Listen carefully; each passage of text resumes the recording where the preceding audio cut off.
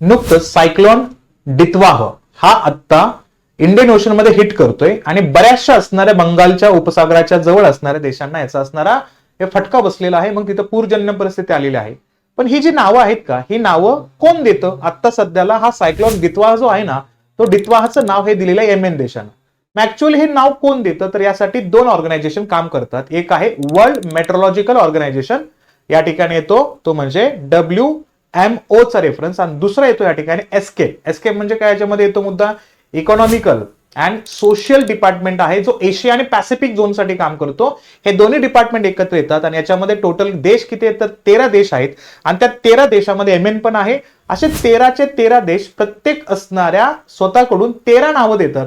असे 13 देशाच्या प्रत्येकाची 13 नावं, असे एकूण 169 नावं हे ऑलरेडी दिले जातात आणि त्यानुसार जिचं ज्या सिक्वेन्सनुसार हे नावांचा क्रम येईल का, ते नाव त्या सायक्लोनला दिलं जातं. म्हणजे इथं सायक्लोन कधी आला, कसा हिट करतोय त्याच्यावर नाव ठरवलं जात नाही.